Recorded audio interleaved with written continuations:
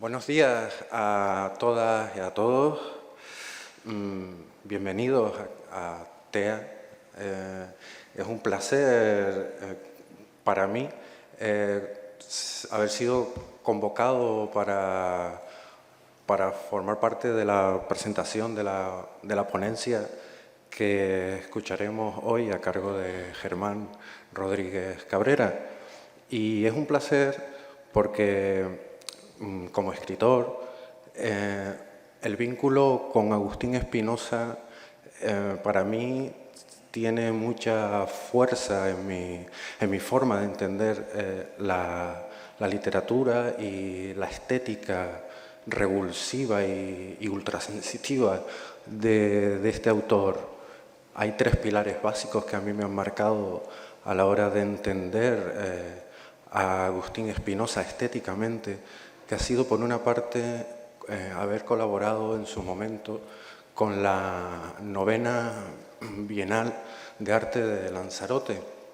comisariada por Alejandro Kravitz, y donde se llevaba a cabo una interpretación por parte de diferentes artistas y escritores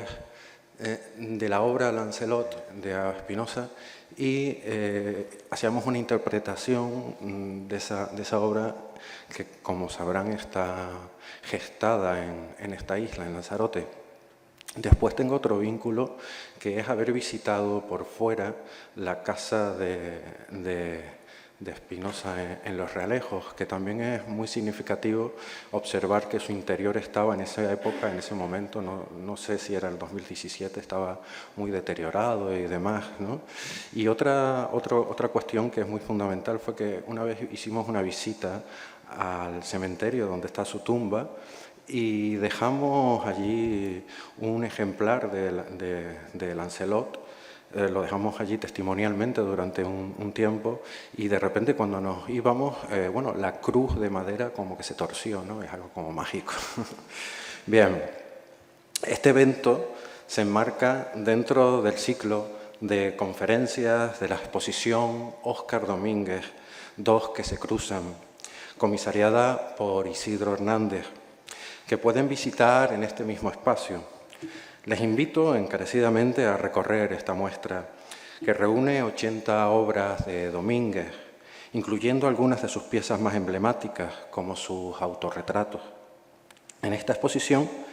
también podrán encontrar auténticas joyas literarias, como una primera edición de Lancelot 28-7 de Agustín Espinosa, un libro que se erige como una de las cumbres de las vanguardias. Hablar de Agustín Espinosa es adentrarse en el corazón de la generación de Gaceta del Arte, un movimiento que entre 1932 y 1936 situó a Canarias en el mapa de las vanguardias europeas. Espinosa fue un poeta y escritor innovador, tan revulsivo como sensitivo, que también ejerció de puente entre nuestra tradición cultural y los impulsos renovadores del surrealismo, ¿no? Heredados de figuras como André Breton. Su conexión con Óscar Domínguez nos revela una complicidad estética que enriqueció ambas trayectorias, expandiendo los límites de la expresión artística en nuestra tierra. Hoy, para guiarnos en este recorrido por los entornos vitales de Agustín Espinosa, tenemos el privilegio de contar con Germán Rodríguez Cabrera. Nacido en Los Realejos en 1981, Germán Rodríguez es historiador del arte, miembro del Instituto de Estudios Canarios, del Instituto de Estudios Hispánicos de Canarias, y presidente de la Asociación de Amigos del MASEU. Su carrera como investigador ha estado marcada por un compromiso profundo con el rescate de figuras fuera del foco de nuestra historiografía, así como con la revalorización de los entornos que moldearon la vida y obra de estas figuras. En 2005, Germán fue galardonado con el Premio de Investigación Histórica de Humanidades Villera y Clavijo, otorgado por el Ayuntamiento de Los Realejos, un reconocimiento a su rigurosidad y profundidad en el análisis histórico. Ha publicado numerosos artículos en revistas científicas, entre los que destacan Agustín Espinosa y los realejos, una realidad demasiado tiempo olvidada, del 2014, y de las casas que habitó Agustín Espinosa, nuevos datos y aportaciones, del 2020. Estos trabajos no solo exploran la vida de Espinosa, sino también los espacios materiales que lo rodearon, entendiendo su entorno como un elemento fundamental. Además, Germán ha trabajado en el estudio de la modernidad y las vanguardias históricas, aportando luz sobre figuras del norte de la isla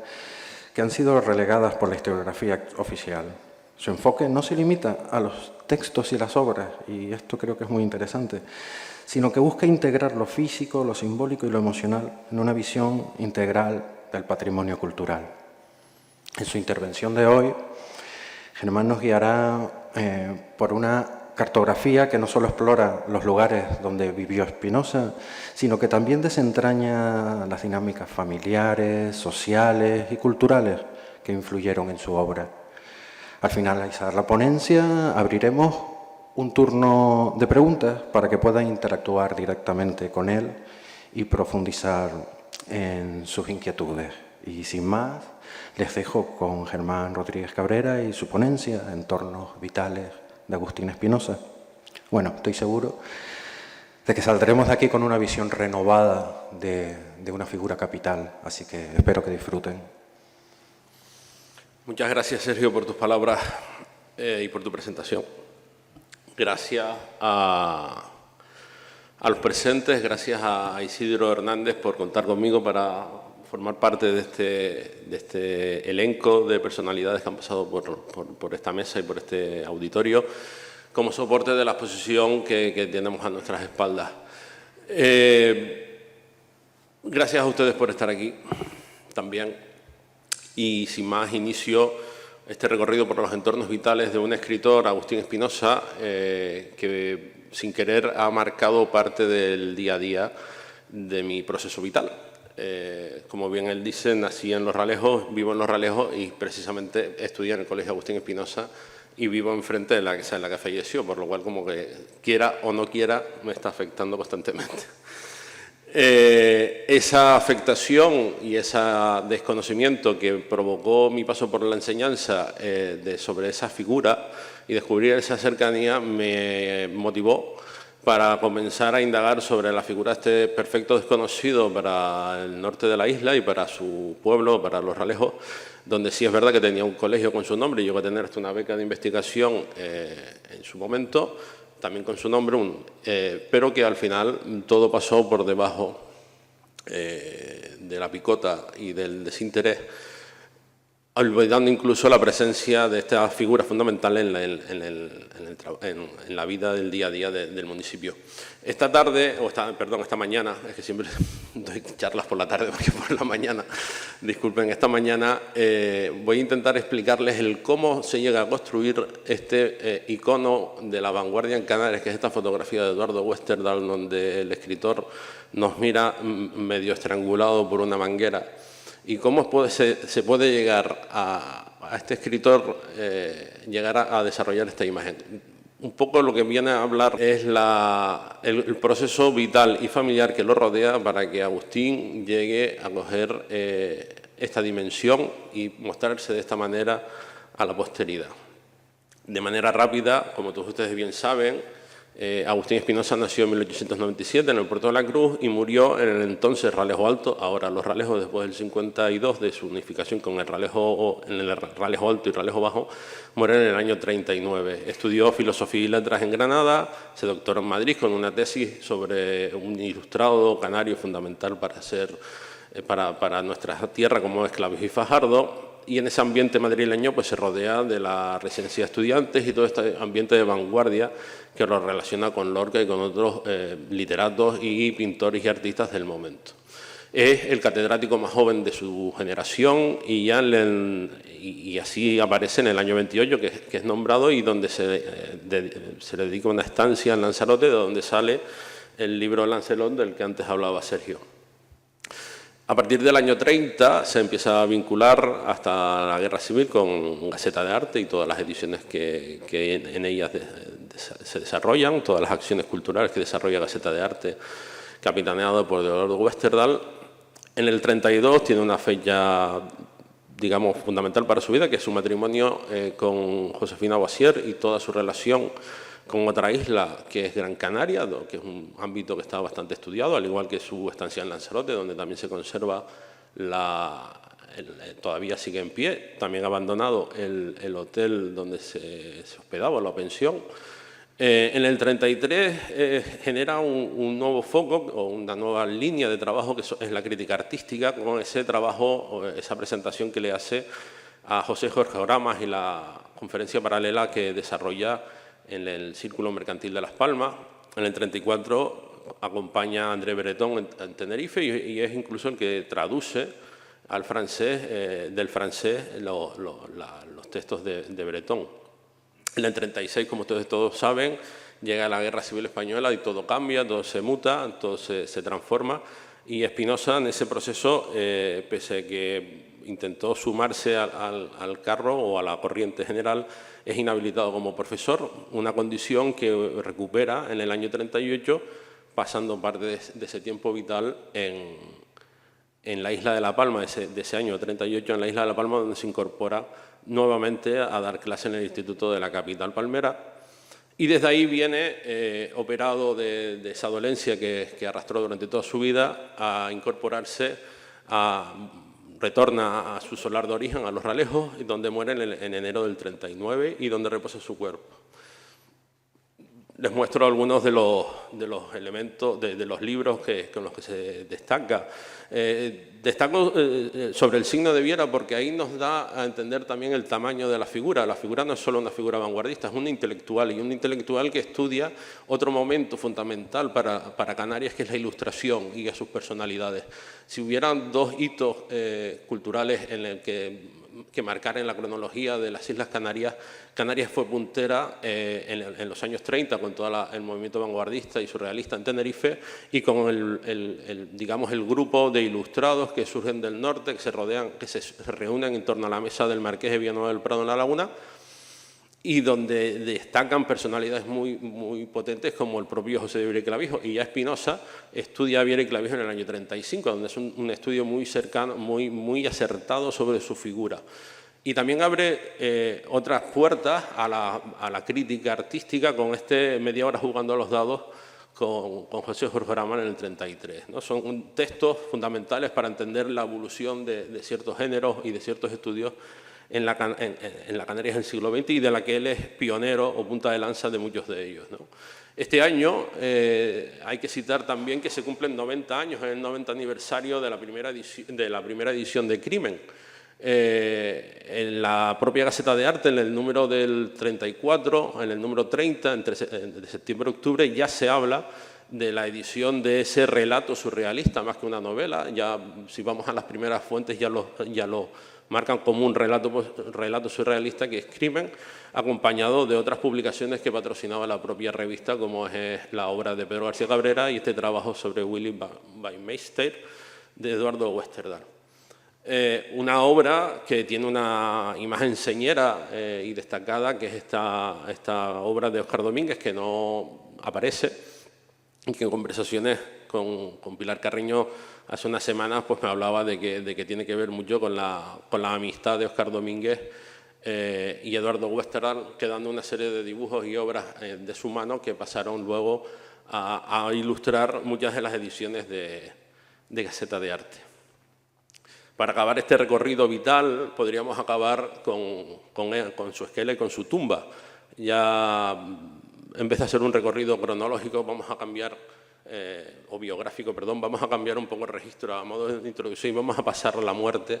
en este momento, donde ya en el año 29 del 39, en enero del 39, la prensa, les traigo simplemente la esquela, pero la prensa hace bastante eco y crónica de la muerte de este joven catedrático que con 42 años fallece, dejando un legado literario fundamental que ha marcado mucho del avance de las vanguardias artísticas en Canarias.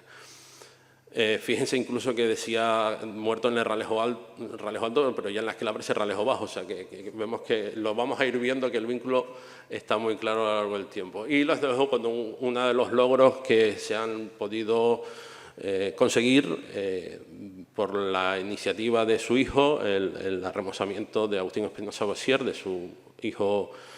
post-mortem, el remozamiento de la tumba, y que se ha convertido ya en un lugar de peregrinación, como bien había hecho Sergio Barreto,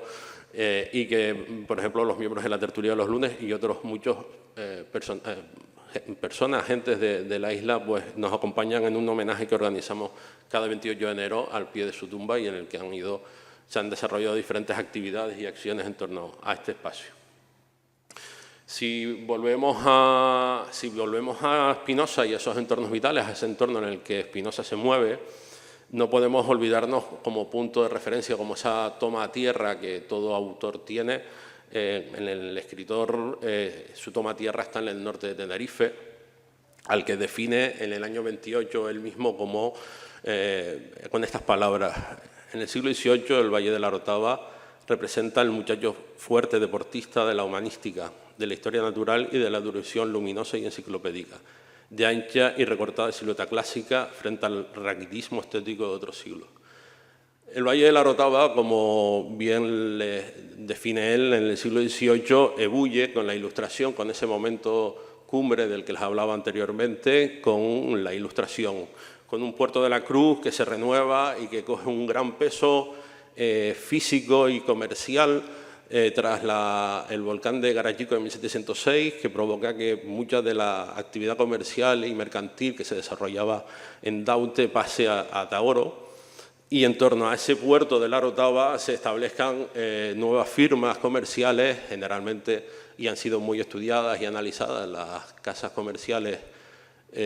vinculadas a lo anglosajón, a lo irlandés, los comerciantes extranjeros, pero también a una naciente burguesía insular, canaria, que se establece en ese sitio, como pueden ser los Nieves Ravelo, por ejemplo.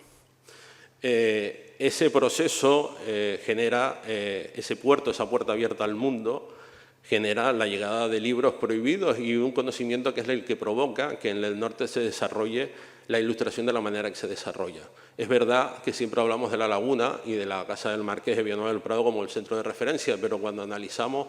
los componentes de esa tertulia de Nava, nos encontramos que muchos de esos componentes son personalidades del norte de Tenerife, que la mayoría tenían propiedades y grandes extensiones y residencias en el Valle de la Orotava, y que en torno a ellos destacaron personalidades como los Betancur y Castro, del que siempre dan al uso Agustín de Betancur, pero que no podemos olvidar a José de Betancur o a su padre, que es realmente el primer empirista, o a su hermana Carmen. También debemos de citar a todos los Franchi, debemos de citar, y es fundamental, que ya lo citó y lo estudió el propio Agustín Espinosa, que es José de Iberic Clavijo, que digamos es la punta del culmen, el extremo vertical más alto de ese movimiento de la Ilustración en Canarias. Y también debemos de citar, aunque no estén sentados en esa mesa de Nava, a los Iriartes. Los Iriartes nacen en el Puerto de la Cruz, se desarrollan allí y desde ahí parten. Y veremos más adelante cómo la casa en la que nace el propio Agustín Espinosa es el epicentro donde vivían los comerciantes y donde vivían los ilustrados. En torno a la casa en la que él nace, en torno a la Plaza Consejil, se levanta la casa de los Blancos, de los Nieves Ravelo, etcétera, que son todas de donde parten muchas de estas familias y de esta actividad comercial que hace puntero el norte de Tenerife en lo comercial. En el siglo XIX no es menos, se sigue manteniendo el pulso pese a la pujanza de la capital de la isla, o de Gran Canaria también, con los nuevos muelles y todo el peso del comercio inglés. El Puerto de la Cruz sigue manteniendo esa pujanza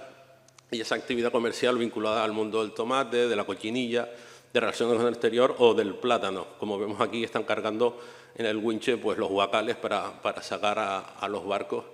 el plátano, ese rico producto del que todavía muchos vivimos. En ese contexto comercial, donde se mezclan las viejas familias de tradición irlandesa, como la Casa Cologan, que sirven de operadores de firmas exteriores, también se dan nuevas empresas comerciales vinculadas a la burguesía local, a los empresarios insulares que deciden emprender, invertir y desarrollar una actividad comercial que lo relaciona con Europa. Y en ese contexto debemos de incluir a los Espinosa, puesto que este personaje no estudia y coge el bagaje que tiene, y es un poco en lo que vamos a ir desgranando esa parte humana que rodea y que sirve de cimiento, que nutre los genes de este escritor para poder llegar a entenderlo y poder llegar a entender esa vanguardia de la que él es portador y que mostrábamos en esa primera fotografía. Todo surge, les muestro una de las páginas de los libros de contabilidad, o de la caja, como bien pone ahí, caja número 2, de la firma comercial A. Espinosa, o sea, Agustín Espinosa, su padre, Puerto de la Cruz, Puerto Tenerife. Pero todo empieza con un indiano que parte hacia Puerto Rico a mediados del siglo XIX, que es Vicente Suárez Tenudo, su bisabuelo paterno,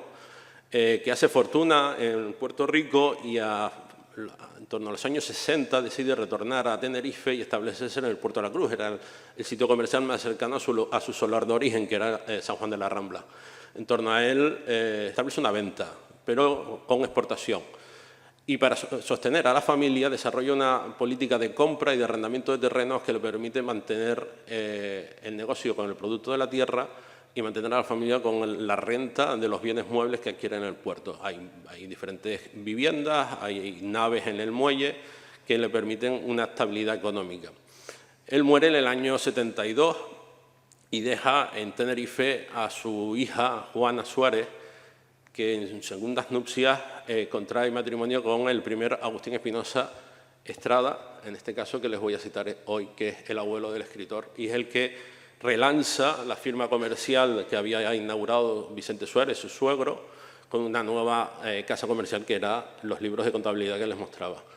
Agustín Espinosa Estrada, como bien les decía, nace en Herralejo Bajo en el 26 y muere a finales de siglo, en el mismo año del nacimiento del escritor, en el puerto. Él, como les decía, ensancha las relaciones comerciales de la familia, se hace representante de muchas firmas comerciales inglesas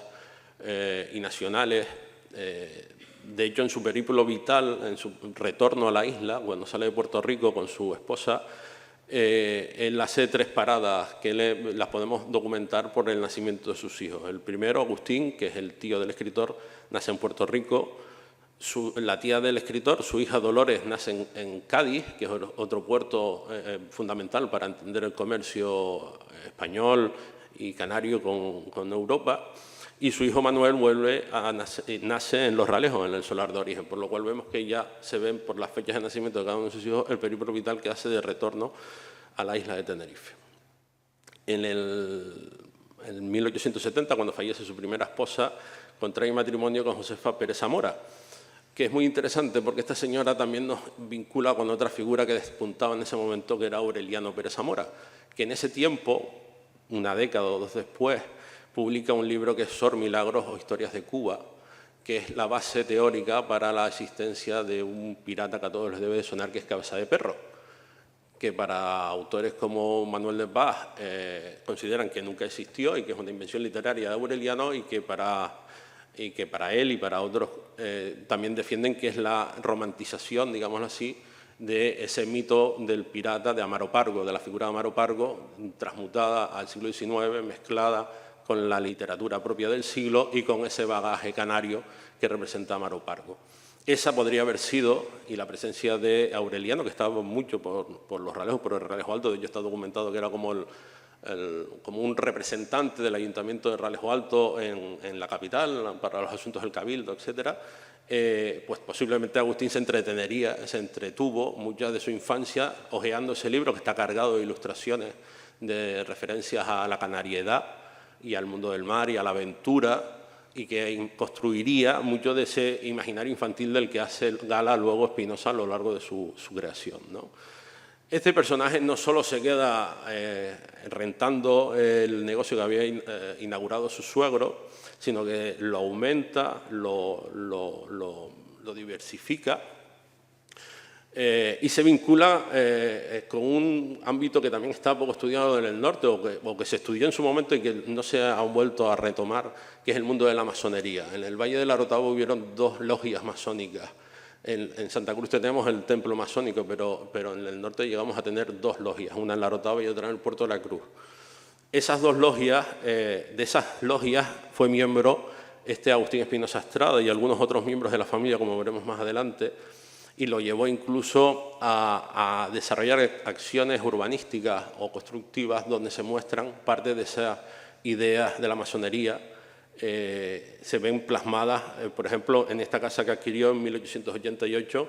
en el Puerto de la Cruz, en lo alto de la dehesa, en la Cruz del Rayo. Ahora todo el mundo lo conoce como el barrio de la Vera, pero en la entrada del barrio de la Vera, donde está un famoso restaurante que va cambiando, mutando el nombre y que en una época se llamaba Atubera, es la Casa de la Cruz del Rayo, que reformó Agustín Espinosa Estrada de manos de un personaje interesantísimo, el aparejador Antonio Martín Muñoz, un personaje que está siendo estudiado por el compañero Eduardo Salva, que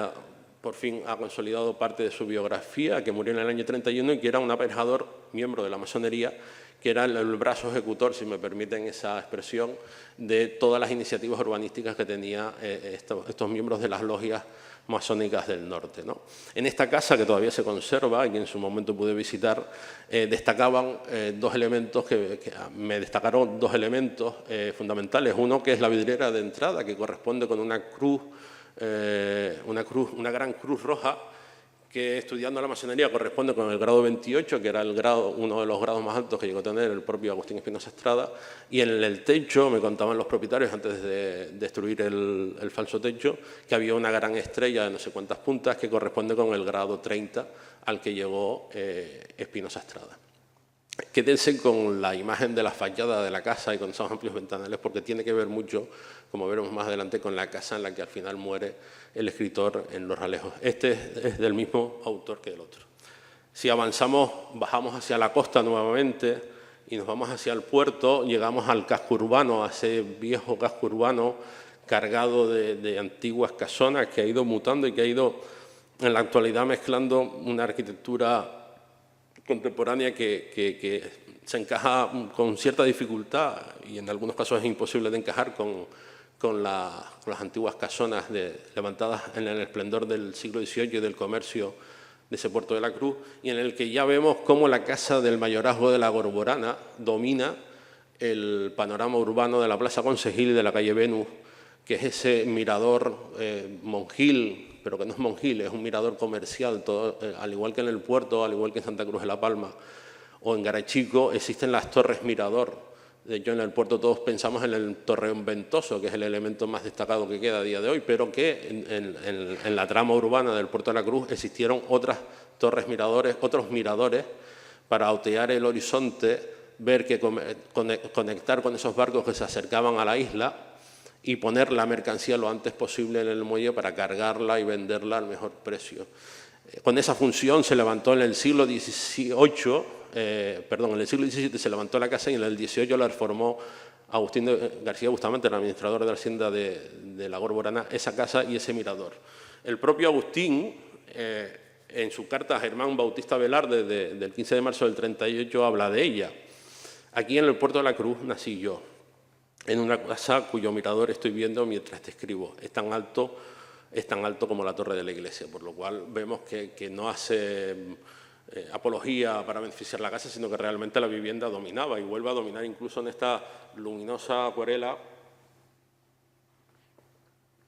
de Bonín Miranda, donde vemos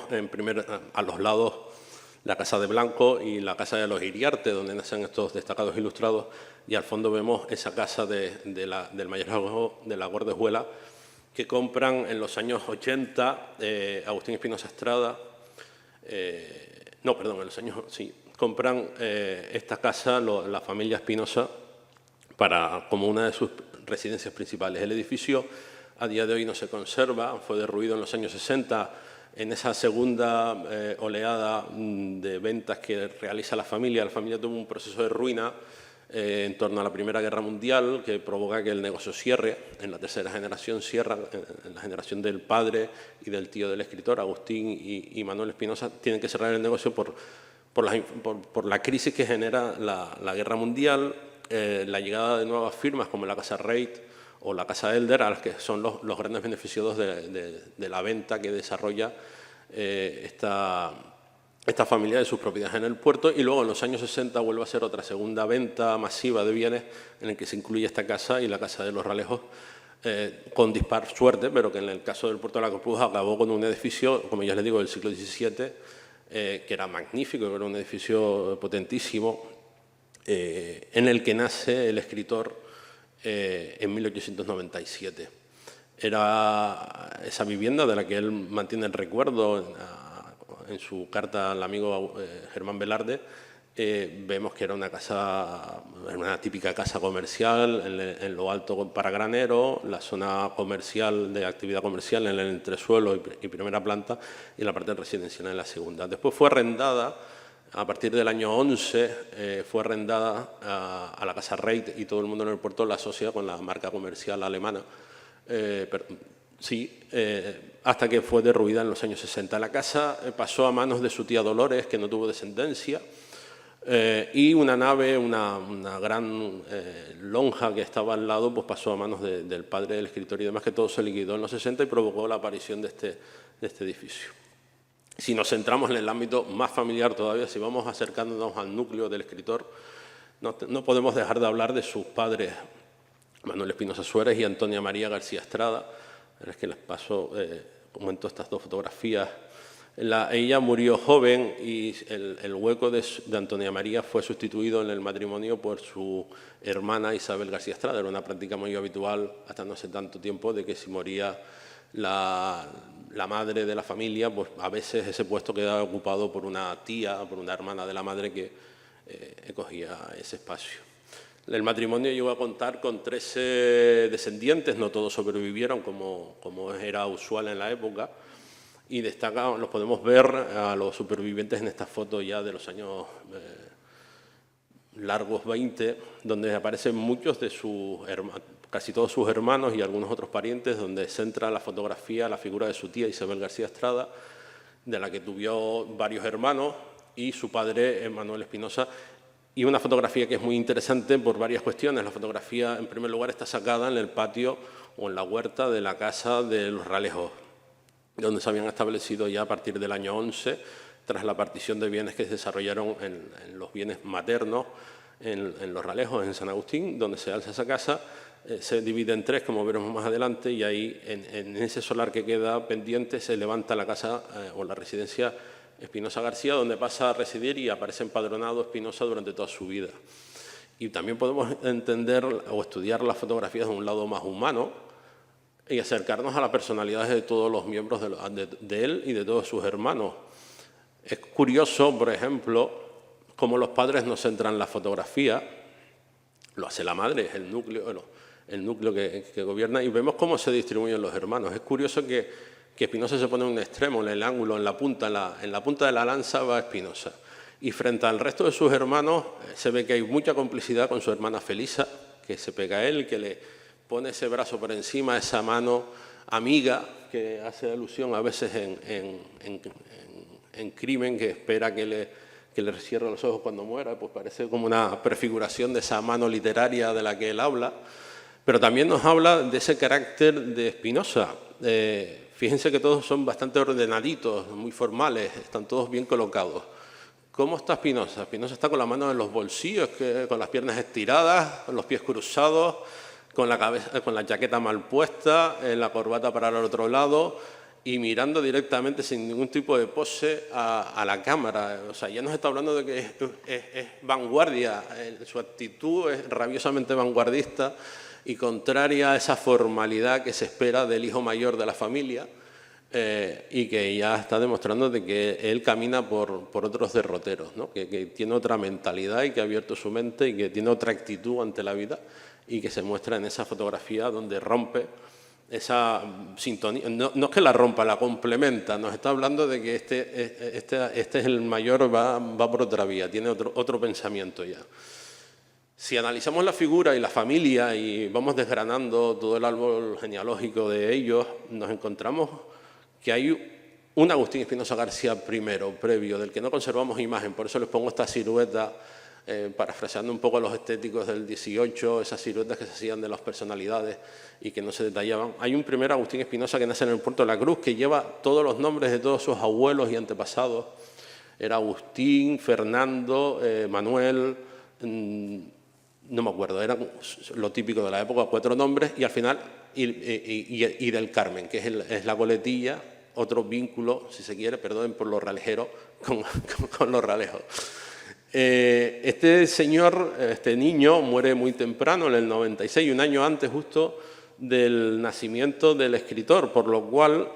digamos que Agustín Espinosa nace en el 96, pero hereda gran parte de los años de vida de su hermano que lo precede en el nombre. Y eso en la historia del arte y en la historia de la literatura, sobre todo en la vanguardia, ha tenido magníficos ejemplos de esos lastres que se arrastran, de esos nombres heredados, porque tú eres como tu hermano, que falleció antes, que nació antes que tú y falleció antes que tú. Y yo creo que eso también marca la personalidad, por lo cual tal vez, si Espinosa murió con 42 años, realmente estaba cargando los años de más que ya tuvo el primer hijo. Es un poco una licencia, si me lo permiten, pero yo creo que en el universo personal de cada uno de nosotros, el que te marquen con que tú llevas el mismo nombre que tu hermano que murió poco antes de tu nacer, puede también generar rasgos muy interesantes y definitorios de tu personalidad. Por lo cual puede ser un dato a tener en cuenta que ha pasado bastante desapercibido por la historia, por el estudio de la figura de este escritor, la presencia de un Agustín Espinosa García, uno anterior al escritor. Si seguimos bajando en esa, entiéndase, origen, en esa línea tierra que va marcando el escritor, pues hay que entender y tener muy en claro la presencia de los ralejos, ¿no? Los ralejos es el origen de la familia. Si hemos ido viendo y seguiremos viendo, vemos que todos nacen en el Ralejo Bajo, él muere en el Ralejo Alto, pero lo entierran en el cementerio del Ralejo Bajo, viven en San Agustín, que es el núcleo rayano entre un municipio y otro, alzan las casas arriba, hacen actividad comercial y vida en el puerto, pero tienen propiedades arriba y se siguen manteniendo vínculos con las fiestas del lugar. Por ejemplo, es una cosa interesante a analizar también, por ejemplo, la actividad que ellos plantean cultural, la dinamización cultural que plantean en los ralejos, por ejemplo, en torno a las fiestas del Carmen, donde ellos marcan mucho de las veladas, de esas obras de teatro hechas en el ámbito familiar que se pasaban al Teatro Cine Ralejos, que era también una iniciativa de la familia, de otra rama de la familia, de otro Espinosa, en este caso Chávez, de un primo del escritor, que edifica el Teatro Cine Ralejos y que le da ya un escenario, un espacio propio, ese templo oscuro, levanta el templo oscuro, que materializa definitivamente el avance de las vanguardias técnicas y de los avances como representa el cine en San Agustín, después de las proyecciones en el patio, como veremos más adelante, del patio del convento, ¿no? Ese ámbito familiar los lleva y se puede detallar en fotografías como las que les proyecto, disparadas por López Ruiz, donde en el patio de la casa de García Estrada, que era la casa de la familia materna, aparecen retratados. En esta no busquen a Espinosa, no está haciendo de las suyas, no mira para otro lado, ni se sienta de manera irreverente, pero sí están parte de su familia, que le marca, como veremos más adelante, le va marcando el desarrollo vital o su personalidad en ese proceso. Sí aparece su padre, que siempre aparecía con una gorra de capitán en el arco central. Aparece su tío Cándido debajo de la jaula de pájaros en un extremo. Posiblemente su primo Carlos Chávez, que falleció también joven. Aparece el farmacéutico, otro indiano que marca y enriquece el árbol genealógico, es Antonio Hernández, que también marca, que emparenta con los Estrada y que también marca otro devenir de la familia, que es todo el tema de la farmacia. No todos eran profesores, también fueron muchos farmacéuticos. Y también aparece otro personaje interesantísimo, que es Manuel García Estrada, rodeado de niños, si se fijan, y muchos niños, y todos están muy cerca de Manuel García Estrada, como veremos más adelante, también tiene un papel fundamental para entender al escritor. También podemos analizar, pese a que no está en él, la totalidad de la familia en esta fotografía tan interesante, disparada en el patio de la casa de Espinosa, en la calle García Estrada número 8, donde aparece representada gran parte de las ramas de la familia Chávez Estrada y Espinosa Chávez, Espinosa García, que están mostrando cómo la familia ha crecido y que incluso vemos también alguna actitud interesante por parte del padre del escritor, que es este personaje que está en el extremo, la tercera cabeza masculina desde la derecha, que frente a todos, él mira a la cámara como al resto, pero también está pensando como, pues somos unos cuantos, hemos hecho algo interesante en la familia. Vemos que se tocan la cara como yo estoy haciéndolo ahora, como quiero ver como una cercanía, una reflexión sobre la amplitud de la familia, las ramas que han hecho, cómo se han vuelto a vincular con los Ralejos, cómo han logrado construir esa casa tan interesante en ese momento y que marca un hito arquitectónico dentro del panorama del Valle de la Orotava. Y vemos cómo todos se muestran pues, en diferentes actitudes y donde se ven todas las generaciones y la cantidad de niños que hay en torno a ella. Si vamos a otra fotografía, aquí volvemos a encontrar a ciertos personajes y ya aparece Manuel García Estrada, Antonio Hernández, pero también aparece su hermano José, sus primos. ¿Y dónde está Espinosa? Espinosa está mirando hacia un lado, se vuelve a mostrar irreverente y mira hacia afuera de la fotografía. Él no nos mira como están haciendo todos los demás participantes de la instantánea, él vuelve a mirar, incluso mira hacia afuera del ángulo, mostrándonos su perfil y alejándose de la atención del objetivo, ¿no? Si desgranamos algunas de estas fotografías, podemos acercarnos a la presencia de ciertos personajes que fueron marcando la personalidad del escritor. Antes les decía que en la foto de patio había muchos niños y que estaban en torno a una figura que es Manuel García Estrada. Este señor era un arrendatario, un propietario de los Ralejos, heredero de los Gordejuela, de los fundadores del convento de los conventos agustinos de los Ralejos. Hubieron dos, y un antepasado de él, Juan de Gordejuela, los crea en el siglo XVII y ese apellido se perpetúa como Brito Gordejuela y Mesa, y del que en el siglo XIX su abuela casa con un García y ya pasan a ser García Estrada. Bueno, hay todo este tejemaneje genealógico, pero que él lo hace depositario de esas rentas y le permite tener una educación privilegiada. Su padre era catedrático de biología y le permite enseñar a toda la juventud y prepararla para los exámenes de acceso a los institutos, a la enseñanza superior. Era el que habilitaba a toda esta gente, a todos sus sobrinos, nunca tuvo hijos, era el tío del escritor, era el tío político del escritor, del marido de su tía Dolores Espinosa, y nunca tuvo hijos y fue, en la familia queda la memoria de que fue quien formó a todos para poder superar los exámenes. Y al lado tenemos al padrino del escritor, al padrino de bautizo, Agustín Espinosa Madán, que es otro personaje fundamental para entender también ese desarrollo del siglo XIX del Puerto de la Cruz, otro destacado masón como el abuelo del escritor, propietario o director del periódico Iriarte, donde se mostraban muchos de los valores de defensa de la educación, del comercio, y muchos de ese ideal o de esos pensamientos propios de la masonería, y que también era farmacéutico, tenía la primera farmacia, la tuvo en la calle Puerto, justo al lado de la casa del propio Agustín Espinosa, y que a lo largo de su vida estuvo muy vinculado con la familia y fue marcando en su ideología. Muere en el año 27 y en ese año Agustín Espinosa, el escritor, y parte de sus primos y parientes crean el primer centro de enseñanza secundaria en el Puerto de la Cruz, que ocupó en ese momento lo que es ahora la Casa de la Juventud. De tal manera que ahí vemos también cómo sus sobrinos muestran o materializan, mejor dicho, en el año de su muerte, la idea y la defensa y la puesta en valor de la educación como un elemento fundamental para el desarrollo de la sociedad de su tiempo, ¿no? También dentro del panorama de sus hermanos debemos destacar a José Espinosa García, que murió en Garachico en el 48 y del que no solo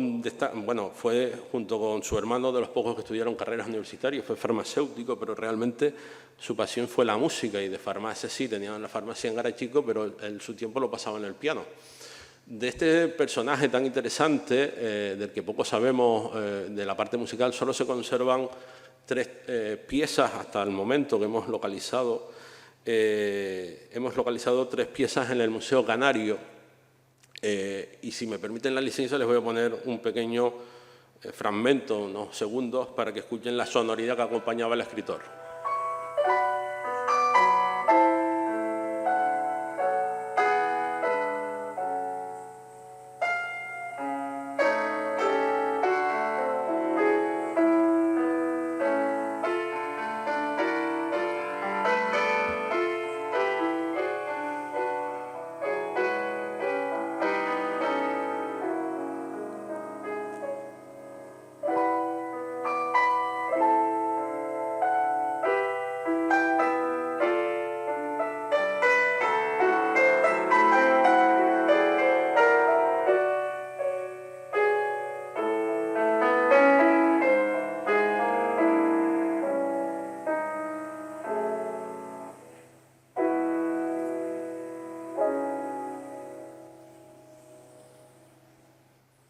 vemos que la influencia de los pianistas franceses y de los músicos franceses es muy grande.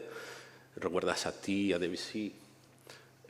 También es verdad que estuvo en Francia formándose y que, lo vuelvo a repetir, su pasión fue la música y es una asignatura pendiente que queda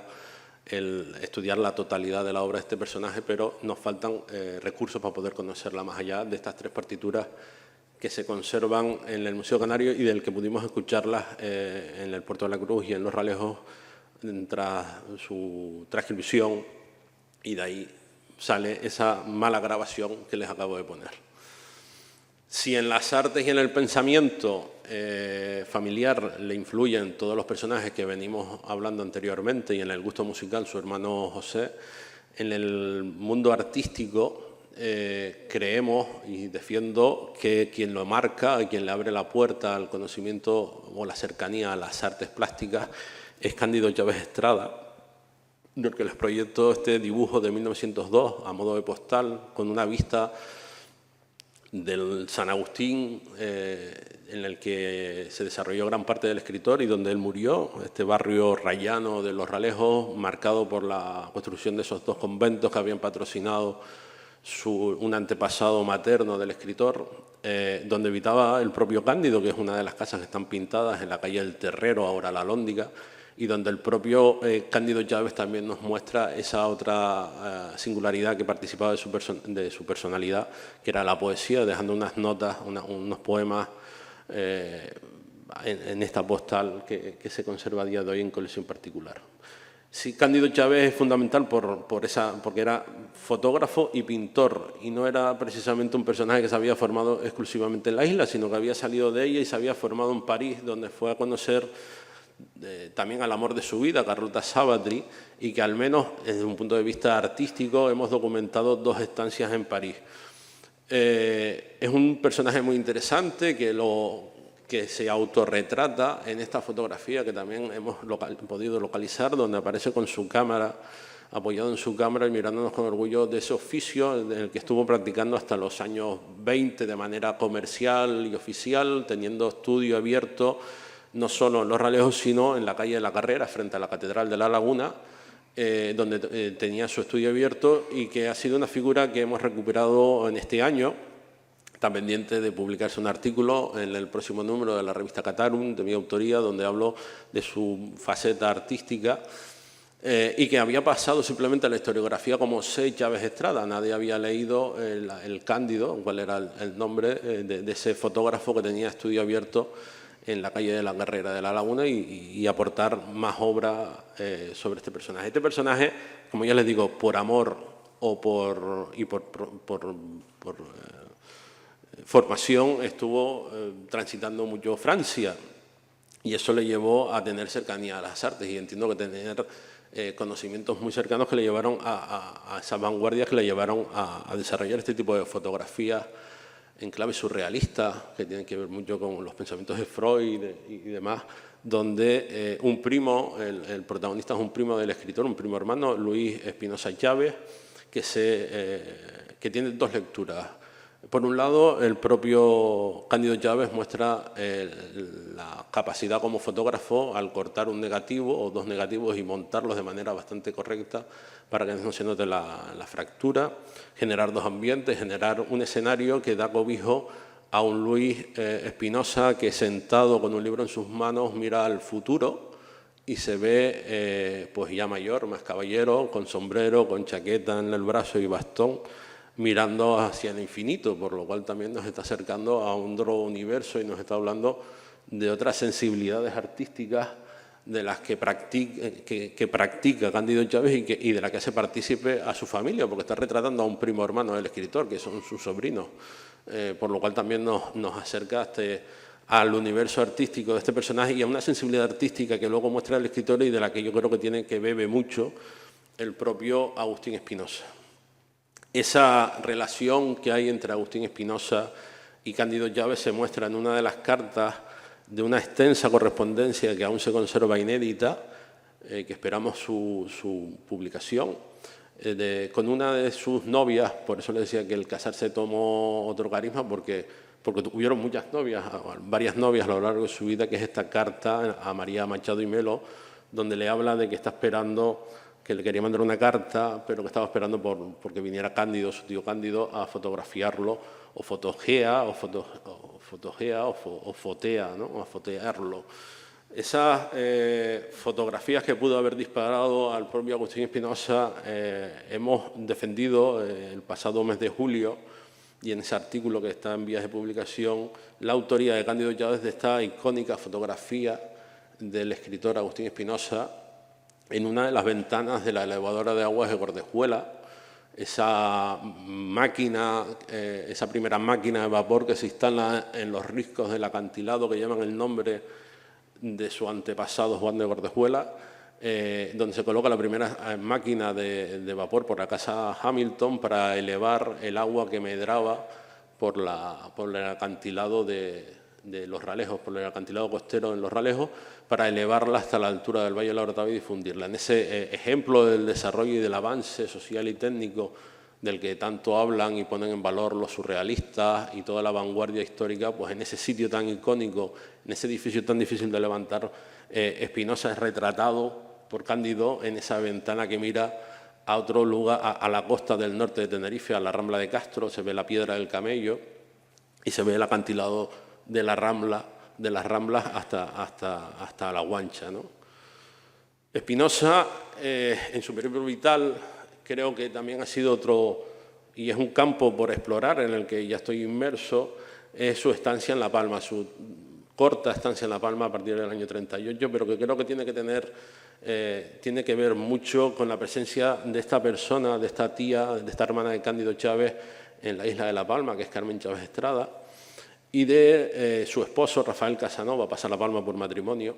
que es tío de Félix Casanova de Ayala, otro destacado escritor de las islas. Cuando Espinosa sale de Gran Canaria y decide establecerse en otro sitio y recuperar su plaza de educación, se podía haber ido a cualquier otra isla más discreta, pero yo creo que va a La Palma porque tiene el apoyo de Carmen, tiene una casa principal en Santa Cruz de La Palma, por lo cual está el alojamiento cubierto, y su tío político, Rafael, es un personaje clave para entender el comercio y el desarrollo de la actividad comercial en Santa Cruz de La Palma. Los Casanova todavía tienen casa comercial y siguen siendo desarrollando la actividad en el muelle y en toda la actividad comercial de la isla, por lo cual en los años 30 más todavía. Por lo cual eso también le daba cierta solvencia y protección en esta isla, donde al final es operado en el año 38 y del que viene, o 39, y del que viene a recuperarse a Los Ralejos y finalmente fallece. Hay que entender también esa sensibilidad artística que se vuelve a mostrar en esta fotografía. Carmen, fotografiada por Cándido, por el fotógrafo y pintor del que hablaba, aparece como si fuera una maga de Guesala, un personaje más de Guesala. En vez de tener los riscos de Anaga, al fondo tenemos la costa del norte de Tenerife con el mar, pero la postura, la actitud, hay mucho de pintor y de retrato psicológico, por lo cual estamos hablando de unos personajes y de una familia que manejaba muy bien los códigos artísticos y estéticos del momento y que los muestra bien en la obra pictórica. De Cándido conservamos muy poco, pero en la parte fotográfica Cándido se muestra como un vanguardista o como un personaje contemporáneo, acorde a los créditos estéticos que se daban en su momento, haciendo cuestiones más vanguardistas como en la fotografía que les proyectaba anteriormente de Luis Chávez, pero también en la fotografía de su hermana hace una cercanía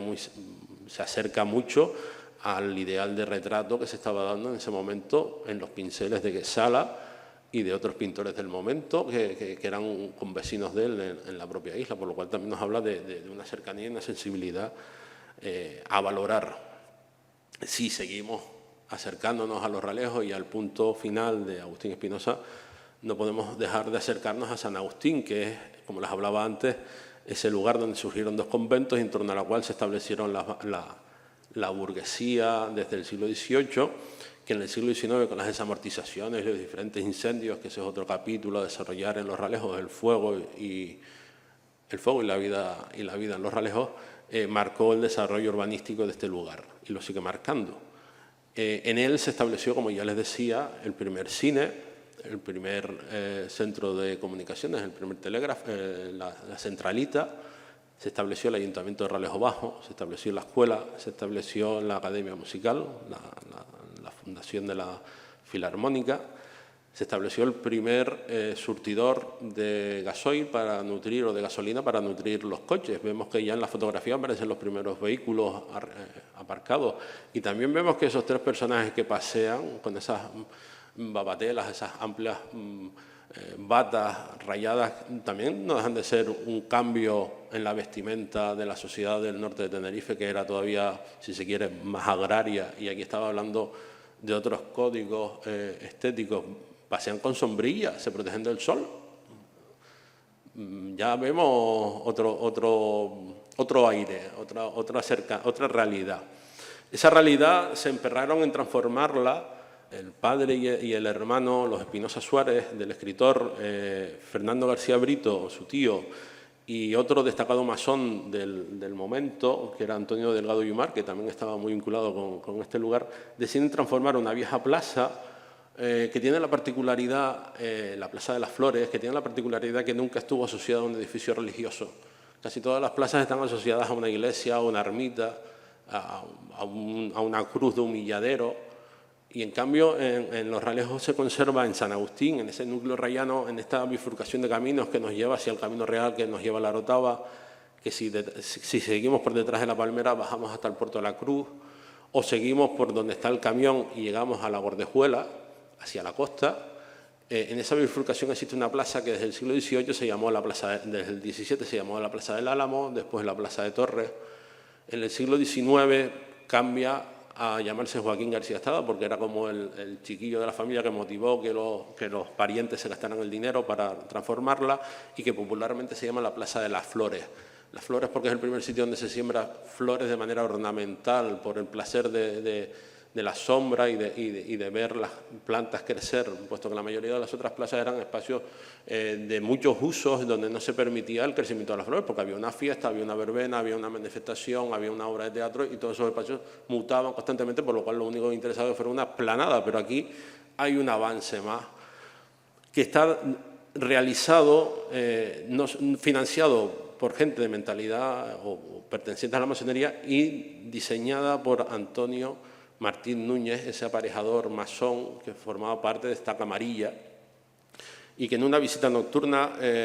con personajes entendidos de la masonería también entendieron que había cierto diseño o ideología masónica o pensamientos masónicos en el diseño de la plaza, en la distribución de las palmeras, etc.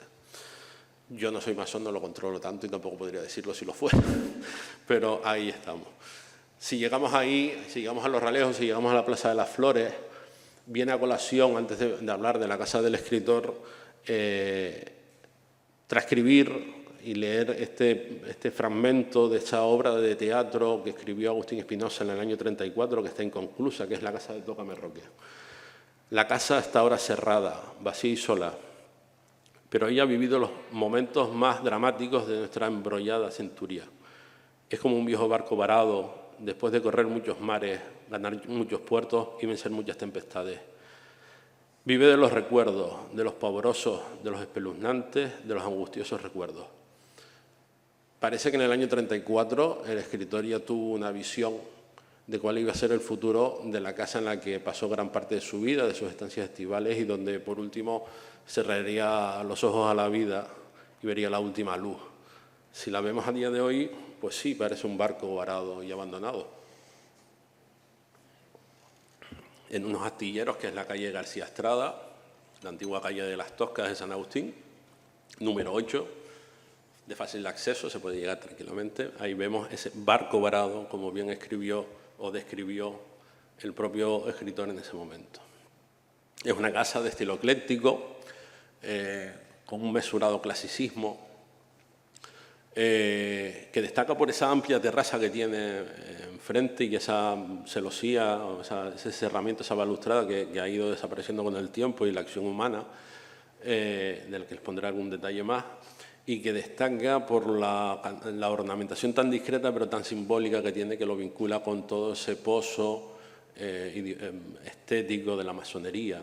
En el primer artículo que escribí sobre Espinosa ya atribuía a la casa a Antonio Martín Muñoz por la relación que tiene con la familia y por las conexiones que tiene con otros edificios como la casa que les proyectaba anteriormente de La Vera.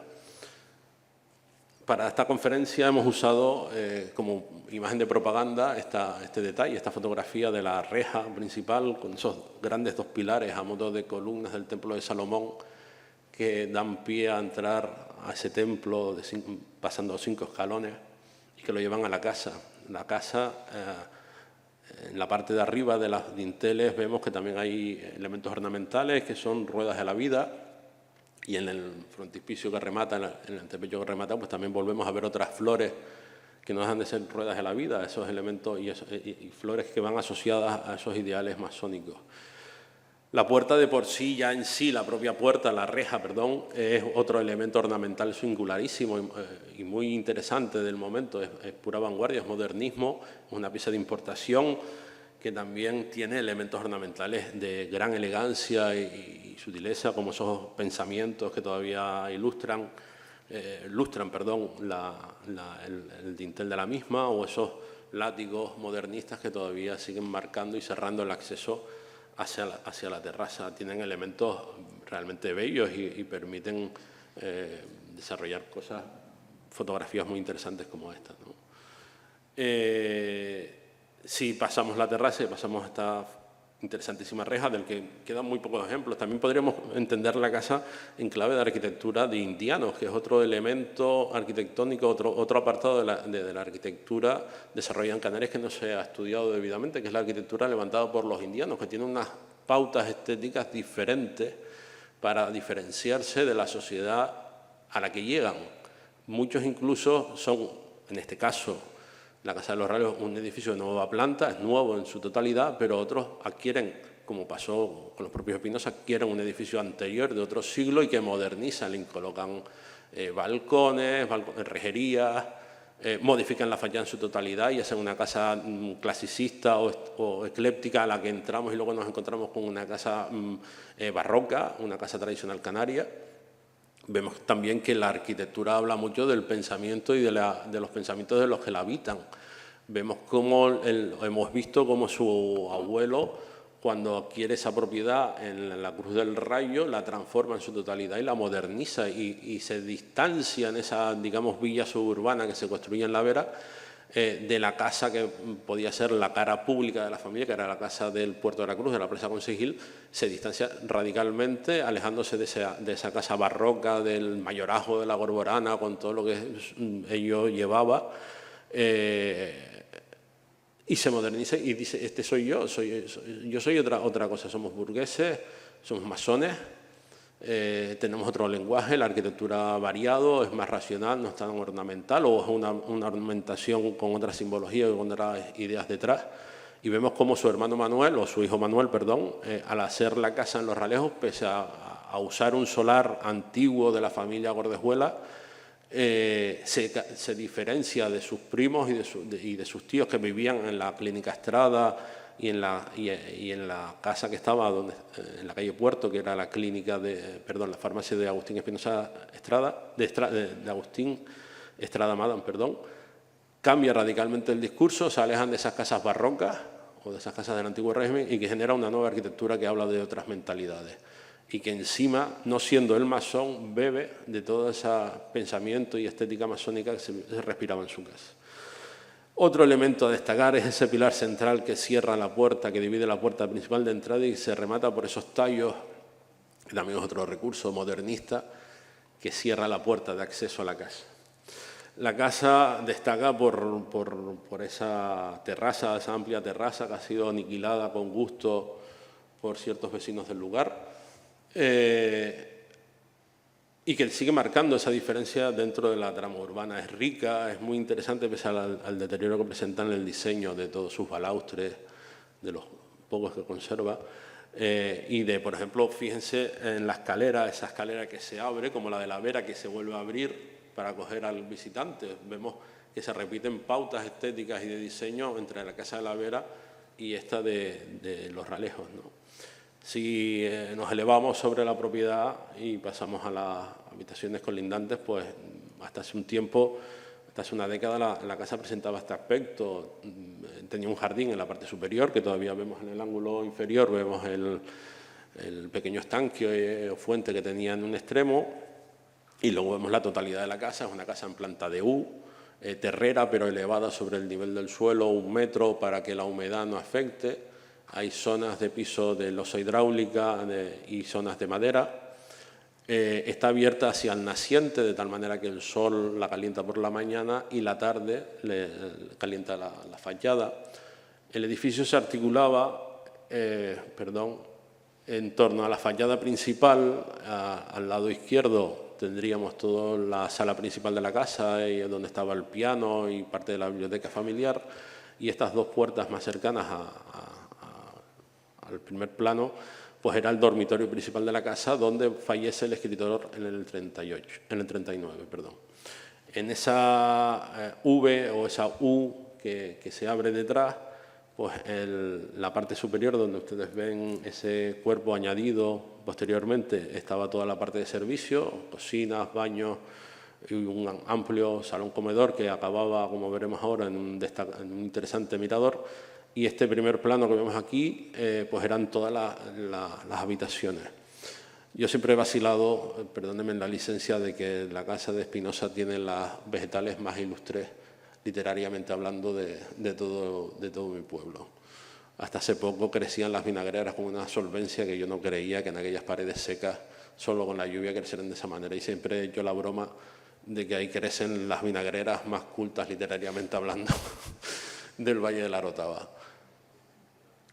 La casa se cerraba en U, con otro añadido que ven al lado abajo, y con ese interesantísimo mirador que se abría al naciente y que era el final de esa amplia sala de estar comedor en el que pasaban las horas Espinosa y parte de su familia, ¿no? En esa visita, en la que ya había caído parte del comedor, pues salieron instantáneas tan interesantes que nos siguen hablando de esa influencia modernista en la puerta de acceso. Esa es la segunda puerta del zaguán, con esa vidriera tan interesante y esa puerta que tiene ese diseño modernista aún. Y vemos que también la habitación, que detrás del parapeto, pues ya el tiempo ha ido haciendo su efecto, y que el cuarto en el que murió Espinosa pues ya tiene un interesante hueco que le da luz a esa última estancia del escritor en la tierra, ¿no? También tiene una fantástica antesala con esas puertas tan interesantes en las que crecían esos ilustres vegetales que fueron cortados hace un tiempo y que ahora pues me imagino que volverán a crecer con la misma savia literaria que rodea todo este espacio, ¿no? Y este detalle, por ejemplo, del mirador, que ya estaba en proceso de descomposición. Vemos que ya falta la mitad del mirador, pero también es interesante porque nos permite ver ese doble arco con columna central que cerraba el comedor de la casa, ¿no? A día de hoy ya el mirador no existe y en su lugar pues crece un gran vegetal que rellena y oculta la ruina del mismo, ¿no? A modo de reflexión, con este pensamiento de la reja, de la reja modernista de la casa, tal vez me gustaría acabar con la necesidad de la recuperación inmediata de este espacio. Esto ha sido una lucha, permítame rápidamente, que surge en el 2008, de manos de 2 artículos que firmamos Domingo Vega de la Rosa y yo, en su momento en un suplemento que se llamaba El Perseguidor, del diario Avisos, y que fue el pistoletazo de salida para la recuperación de la figura de este escritor y su memoria en Los Realejos. Hasta ese momento la casa era la casa de un extranjero que quedó ahí. El extranjero murió, era un extranjero también muy interesante, Johann William Suar, un anticuario y pintor que llegó a Los Realejos en los 60 y que murió en el 64 y que dejó en su interior toda su colección y su obra, que ha sido expoliada y deslocalizada, pero que es la causa por la cual empiezan los males de la vivienda. En el 2008 recuperamos la memoria del escritor con esos 2 artículos y otros artículos, si se quieren, menores en otros formatos, algunas publicaciones en la prensa, y se iniciaron por medio de la tertulia de los lunes y de sus componentes una serie de acciones para recuperar, repito, la memoria del escritor en el lugar. Se hicieron los homenajes en la tumba, pasamos de tener una cruz hincada en el suelo a ya tener una tumba con lápida de piedra, y su nombre y su sombrero en bronce, etcétera, que todos los 28 de enero al mediodía vamos allí a hacer algún tipo de ofrenda o acción literaria a su pie. Hemos realizado diferentes rutas, hemos dotado al Colegio Agustín Espinosa, un colegio público que cumple 50 años de abierto este año, hemos dotado de un retrato del escritor que no tenía. Eso ha sido una acción de la tertulia de los lunes y el brazo artístico de Hussein Gaabedi, que es un autor iraní que reside en Los Realejos y que amablemente nos cedió esa obra para completar esa laguna con la que contábamos. También hemos realizado acciones, si se quiere, de carácter político y promovimos en el 2009 una acción, una propuesta en el Pleno del Cabildo Insular, donde se pedía la recuperación de la vivienda por parte del Cabildo Insular, que fue aprobado por todos los grupos de gobierno, y que esa se incorporara, la vivienda se incorporara en la red del Cabildo como una sede en el norte de Tenerife Espacio de las Artes. Esa es la reclamación que siempre hemos mantenido, puesto que creemos que una casa-museo per se, más gestionado, podría ser un cementerio fracasado, como puede ser, permítanme el juicio, la casa de Metilio Gutiérrez Albelo, Nico de los Vinos, que está cerrada y desmantelada, y tampoco se trata de hacer un templo sino ser un centro que, partiendo de la acción que a lo largo de su vida y del espíritu que desarrolló o del que se hizo eco Espinosa, y como he ido intentando mostrarle, todo ese pozo familiar que va nutriendo sus venas, sea un elemento de avance, una punta de lanza de esa vanguardia artística y del pasado artístico y cultural de la isla en el norte de Tenerife. Ello no se ha podido lograr y a día de hoy la casa sigue presentando un lamentable estado de conservación. Y eso, con esta reflexión, acabo, de la necesidad de poner en valor las casas de los que han dado lustre a lo largo de los siglos a los canarios.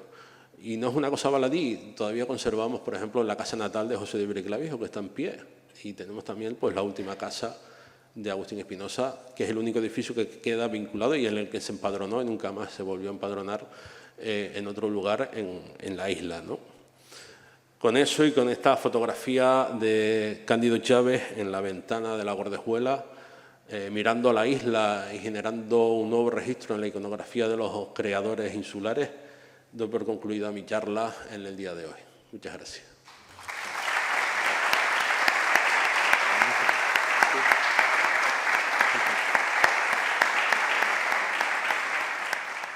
Bueno, muchas gracias, Germán. Creo que los artistas deberían estar muy tranquilos en su posteridad si existen personas como tú, ¿no? Capaces de rescatistas. Bien, antes de pasar al turno de preguntas, les recuerdo que mañana a las 12 se proyectará la película La isla donde duerme la Edad de Oro. Y tendrá lugar un posterior encuentro con Isabel Dierch e Isabel Castells mañana a las 12 y está dentro de este ciclo de actividades vinculadas a la exposición de Óscar Domínguez, Dos que se cruzan. Y bueno, sin más, si quieren pues preguntarle algo a Germán, encantado.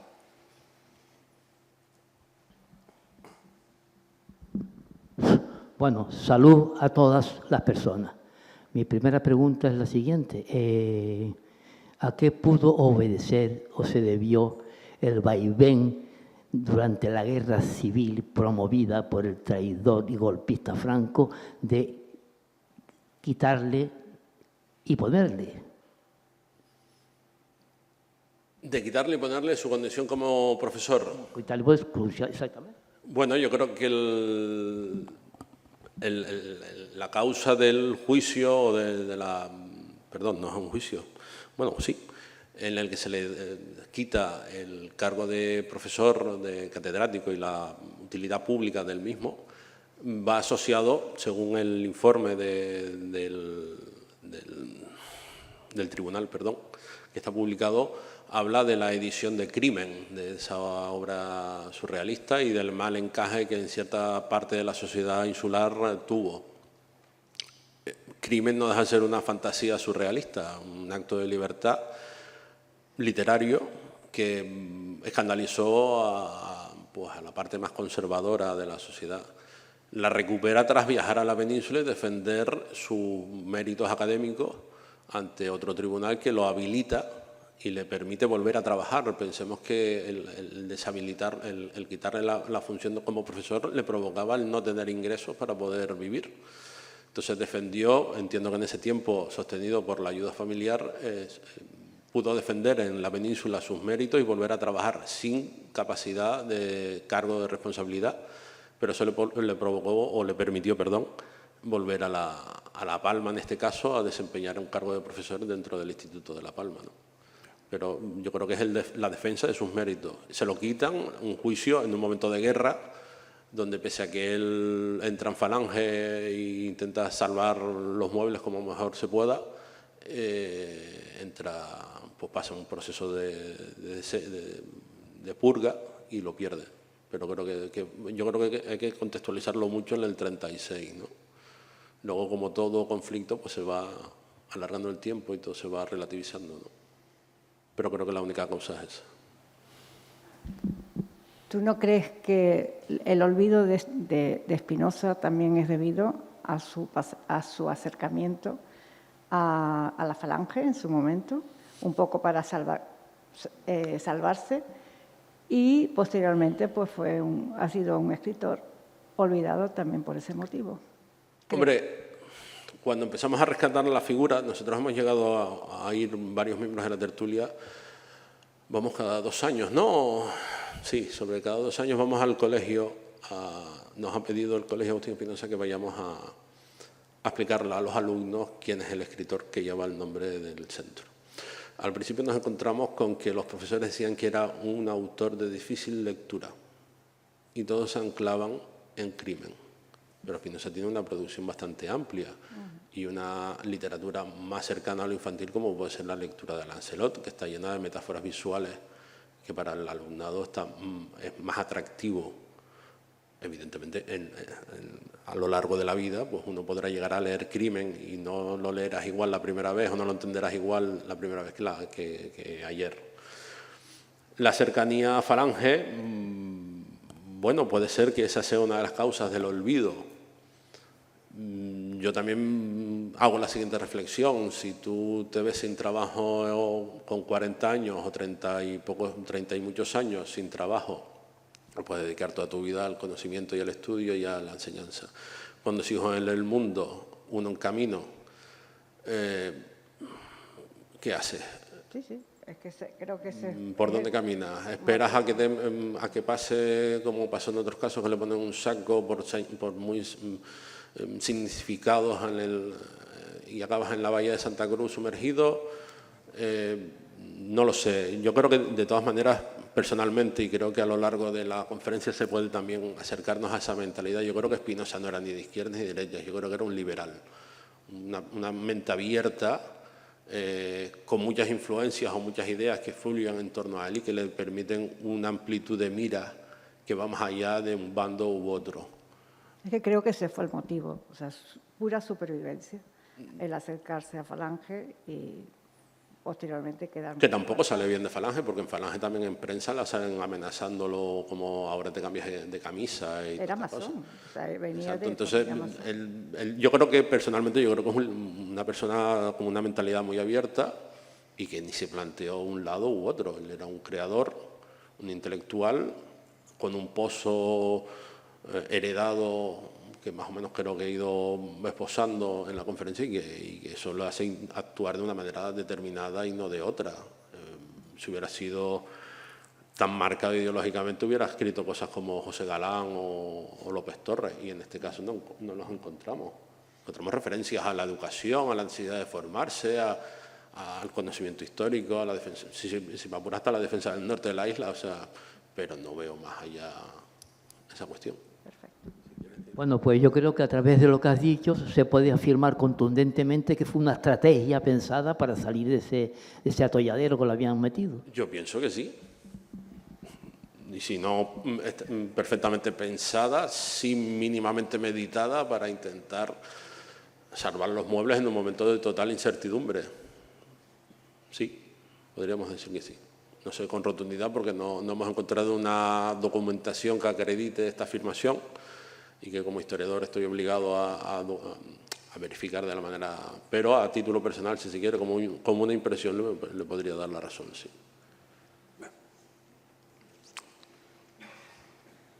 Pues nada, yo creo que después de 1 hora y media casi de intervención estamos ya contextualizados y ahora a leer a Agustín Espinosa. Gracias.